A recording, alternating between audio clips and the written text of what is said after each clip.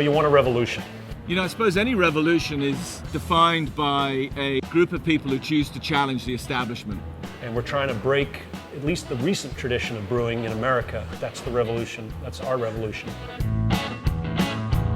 You know, the beer community is a passionate community. They understand what's going on. So I think people are curious about what we're doing here. I see the craft industry as just getting started. It's just barely ignited. And I think we're right in the center of that ignition. And it's a great place to be. Our brewery is based in the middle of a great wine region, Paso Robles, one that's unpretentious, growing, full of brilliant individuals. That's what makes us different, is who we are, where we are, people we are. We are all about accomplishing a very narrow range of beers and taking it to absolute perfection. Very focused on quality and improving our processes, improving ourselves. I mean, we're constantly challenging ourselves to be better. Quality of the ingredients, quality of the process, the quality of the staff. As we like to say, we're living beer. It's hard to get away from it. We wake up in the morning, that's what we think about. We live the beer. We're all about the beer. We're all about improving and perfecting the beer. It's what we're all into. It's our hobby. It's what we're passionate about. You know, you only live once. We like to say, if we're going to live beer.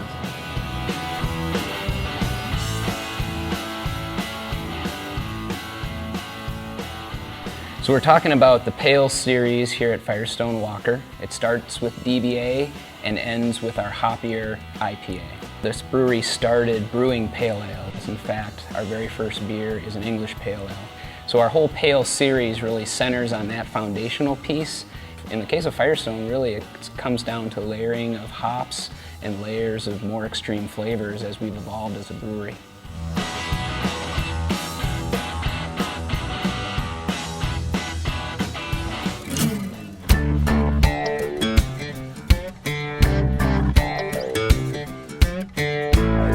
Double Barrel Ale is the flagship of the Firestone fleet. It's the original beer that Adam, David, and Jeffers Richardson, our original brewmaster, came up with. It's an English pale ale, or otherwise known as English bitter. The Double Barrel Ale recipe is steeped in English tradition. It uses maris otter and pale malts. It uses Munich malt. It uses caramel malts sourced from the UK. And those caramel malts are actually quite special. They lend this nice, caramely, soft, toasted malt character to that beer that really makes it sessionable and enjoyable. And of course, it's fermented in medium toast American oak. We're using the barrel for flavor. That flavor that we get from the barrels is a combination of oak tannin, which lends vanilla, toffee, and it just lends that fifth element that only oak can bring to beer. The hops we use for Double Barrel Ale are very traditional. We use East Kent Goldings grown in the Kent region just south of London. We also use Styrian Goldings, which are Fuggle hops grown on the continent.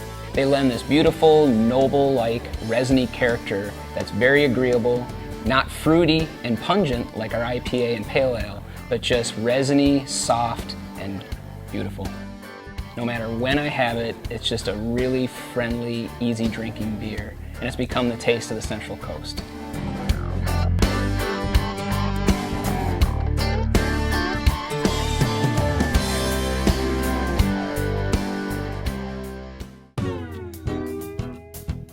Pale 31, which was originally called Windsor Pale Ale, is the second beer in the Firestone lineup.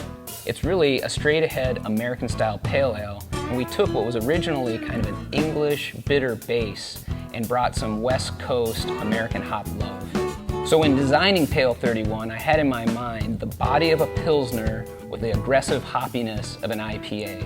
So we took a very light-bodied pale ale and threw a whole lot of hops at it. We used Centennial, Cascade, and Chinook hops, with Centennial being the lead dog. Centennial has this beautiful, citrus, almost juicy fruit ester to it, and it's actually dry hopped with the Centennial hops. It's perfect for all occasions. Fish tacos, steak, time at the beach. I love that beer, anytime, every day.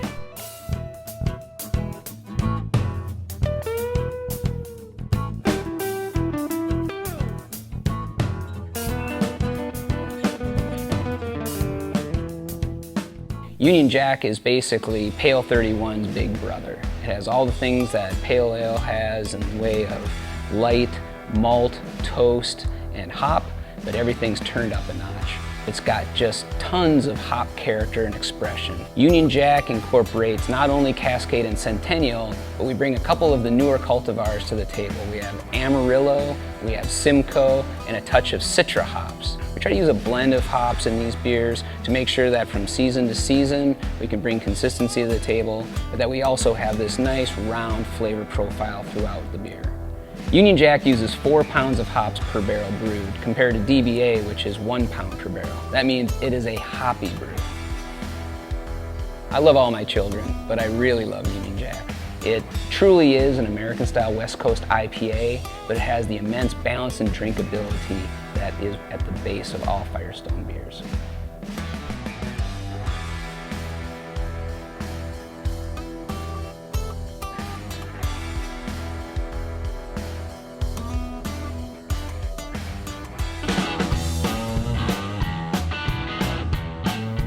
So in 2009, we came out with the Firestone Seasonal Series.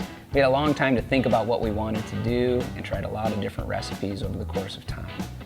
SOLACE is our first seasonal release. SOLACE is a fusion wheat beer.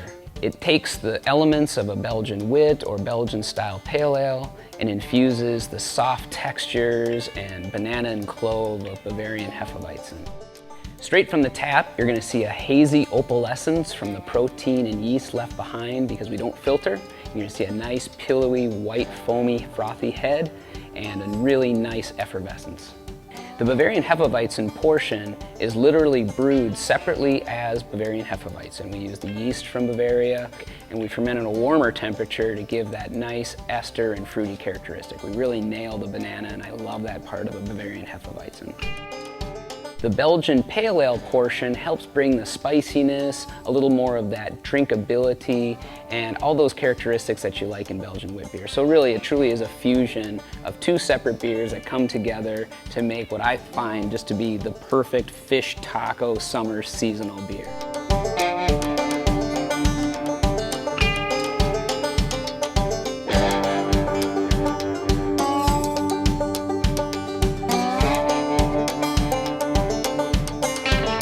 Velvet Merlin is the second beer in our seasonal series here at Firestone Walker.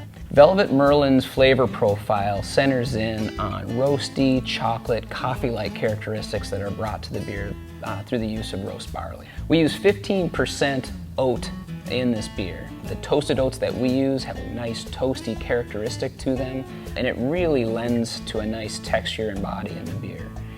The hops that we use in Velvet Merlin are 100% US grown, more specifically Willamette Valley grown Fuggles.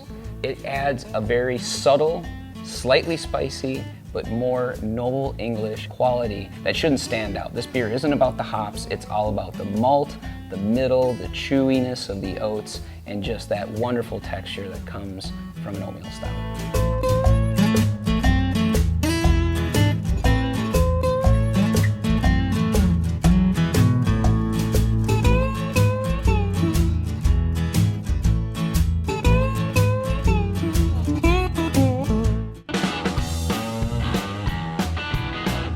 The Proprietor Reserve series of beers are a select number of recipes, many of which have been simmering on the back burner, that we finally released in special either 22-ounce format or 4-pack format in very small, limited amounts. They contain the year-round beers like Double Jack, Wookie Jack, and Walker's Reserve, along with a number of our anniversary or one-off vintage series beers. Double Jack Imperial IPA is the lead dog in this group. It's the very first beer that we came out as a year-round Proprietor's Reserve release. We started playing around a little bit with triple dry hopping. So Union Jack has 2 dry hops, Double Jack has a 3rd dry hop. Double Jack is Union Jack's big brother, and remember, Union Jack is Pale 31's big brother, so you see a bit of a theme that is kind of developing here within our hoppy beer lineup. But the beer is no doubt all about the hops. There's Simcoe hops in there, there's Citra hops in there, Amarillo, Cascade, Centennial, Chinook. I mean, pretty much the whole hop closet's in that bottle. Double Jack specifically is one of the trickiest beers we make. There's just so many steps, there's so many places we're adding hops, there's so many different mashing processes. I mean, there's a lot of things going on in that beer that makes for a tough work day for our brewers. So I always walk out on the brew deck and apologize on the Double Jack brew day.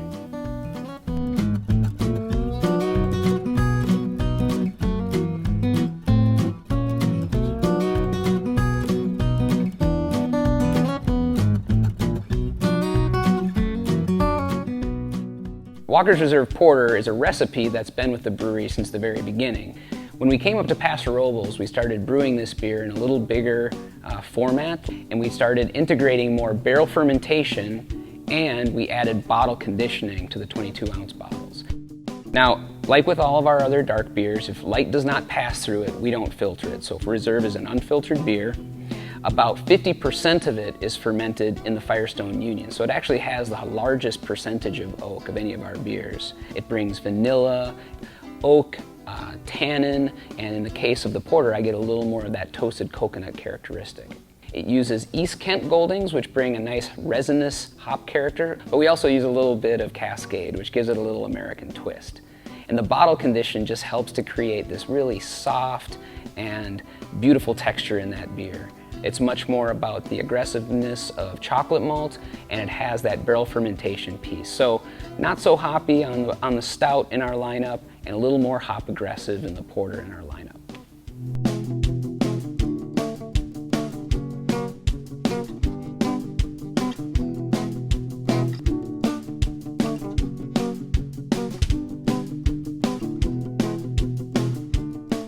Wookie Jack is another part of our Proprietors Reserve series of beers. And yes, it's a black IPA, but in our case, it's a special black IPA. We used rye. I thought, how cool would it be to kind of incorporate rye spiciness with hop spiciness and use the black IPA as the format. Black IPAs, when made properly, don't actually taste like they look. Yes, they're very dark in color, but their flavor is all about the hops. And the hops that we chose for Wookie Jack are Amarillo and Citra. Now these are two newer cultivars, but I really love the flavors that those hops bring. But you move these two together with the rye, and it just creates this flavor explosion. With a name like Wookie, we're really trying to come up with something that is a little more gnarly, unkept, more out of the norm of the Firestone lineup. And somehow, even when we try to make a gnarly aggressive beer, it takes on this kind of Firestone balance and drinkability. I don't know if it's our yeast or just the skill of our brewers, but as hard as we tried to make a gnarly beer, the Wookie is actually quite a nice drinking beer.